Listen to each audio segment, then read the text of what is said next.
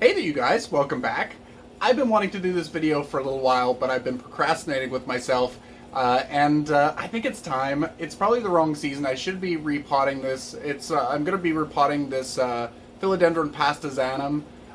It has grown past the edge of its pot, and it tries to produce little roots, but then maybe because it's not humid enough in the house, it's between 40 and 60% humidity at any given time. I don't think it's humid enough in here for the roots to develop on their own, so they kind of crisp up. So I'd like to transplant it into a longer pot so that there's more space for the potential roots to go into the soil, because there's not a lot of roots that are developing in along here, and it's a very tippy plant. As you can see, it's got a lot of movement to it, and I don't like that. So we're going to transplant it. Let me move this off to the side carefully. I don't want to ruin any of the roots. Going to transplant it into this lechuza self-watering pot. I don't know that I'm going to be using the self-watering feature. It'll be here. I don't know. The pastazanum typically likes more moisture than other types of philodendrons, so it might be helpful, especially if I go with a grittier mix. So yeah, I might utilize the self-watering feature. I might not. I might just water it and then take out the insert and dump out any excess water. But we'll see how it goes. We'll see how it grows. Figure it out as we go. But this is a nice long pot. I've used it for other stuff in the past. I've tried to clean it, but it's stained. I love using white. white stains. So anyway, we'll get to it. In the bottom of this planter, I've got some homemade pon in this little container. So we're going to use that. We're going to put that in the base. And then I've got this, I'll probably have to make some more, but I've got some chunky mix. I might add a little bit more soil in there just so that there's a little bit more moisture in there, because it does like to have more moisture than other types of philodendron, it seems. So too chunky, it'll need to be watered on a daily basis. So anyway, let's get to it. Let's move this camera around, and we'll get to this planting. See what it's all about. Hopefully it doesn't do badly. I find that with the pastazanum, whenever I transplant it, and I try not to transplant it anymore, it loses all of its leaves and I think it's dead. And then it comes back from the dead. So, yeah. But it's finally started to grow. Well, it's always grown well, but it's finicky. So let's get to it. Okay, so first off, let's take it out of this pot. It's been in this pot for a few years. Like I said, it doesn't have a great root system. It bounces all over the place. Let's see what we have in here. Trying to be as careful as I can with whatever roots I do have. There we go. They're not terribly white. They don't look too bad, but they're not ideal. Many of the roots that are in here, I think, are from this oxalis.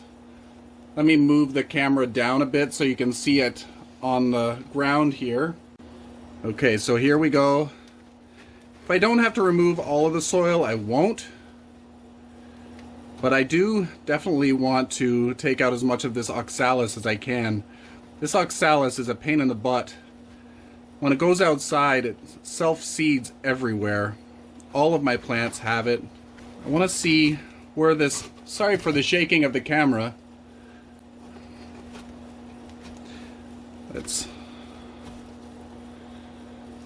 Where is the root? It's only a couple of roots that are coming off of this. There's this root here with my thumb, and then there's this root here over here with my thumb.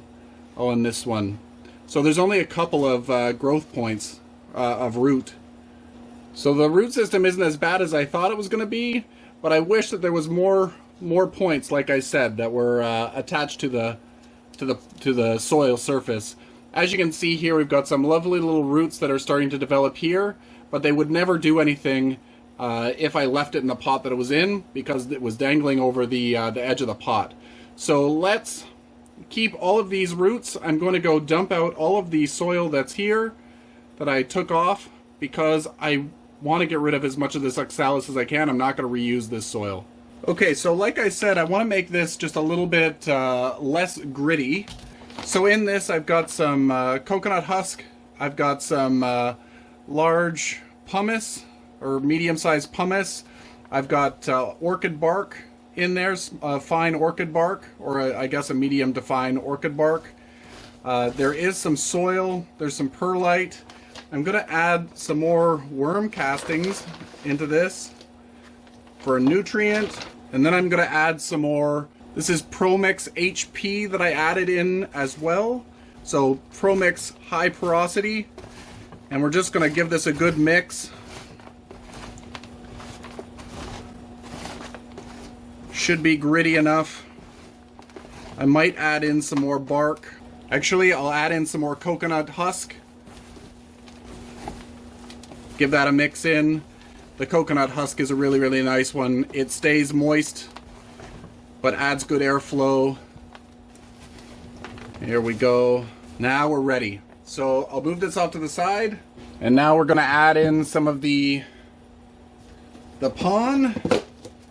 The pon is just to put in the bottom of the pot so that it goes down into the reservoir so that it pulls up the moisture in this self-watering pot. So I'll add a little layer of that in the base. Perfect. See it in there? It's nice. It's gonna be a nice moisture wicking substrate. And I'm gonna add a little bit of this soil in here. Looks actually quite lovely. The soil that was in the pot before was a little bit more fine than this, so it'll be a nice change. So now we'll grab the plant. We got our root system here. I'm gonna put this as far over as I can to the edge of the pot. We want to make sure that that's touching because it's growing this way. There we go. Just manipulate these roots in there. And now I want to add some soil in here, and because this is a crawling variety of philodendron, the stem doesn't want to be buried, so I need to be mindful of that. We want it to rest right on the soil surface. And then I think I'm going to take some sphagnum moss and put some sphagnum moss just around the soil surface.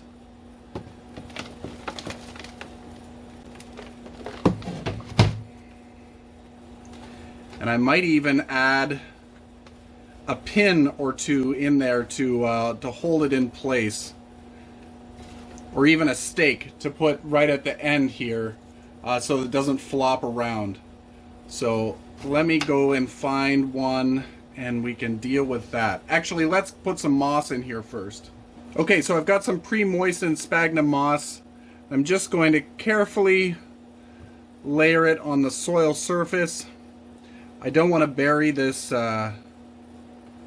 this stem because I don't want it to rot, but I want to have a slightly more moist layer at the top so that it will try to help the roots to develop, so I can get some better rooting happening in this this plant.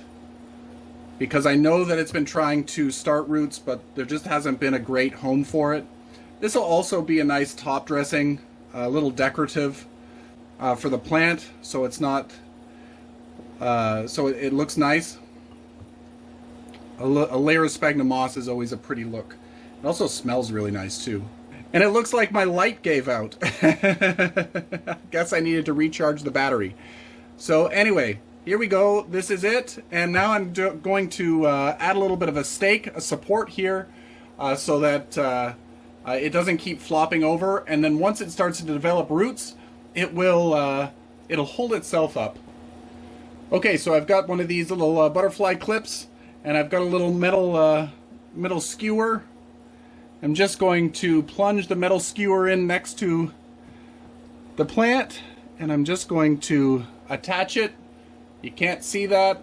Okay, so I've attached it right here, And I'm going to do another one, and I'll probably attach this leaf to it as well, just so that there's extra support. Okay, so we're just going to take it like this, put it down as far as it will go, and just like that. There we go. Perfect. Now we've got a little bit of support. It's a little bit more stable. There we go. It's all transplanted. It feels so good to have it all done, and I'm sure it's going to appreciate having the skewers in there to support the plant. It will encourage the roots to develop because it's not going to be moving around. But I'm so happy that I finally got this planted.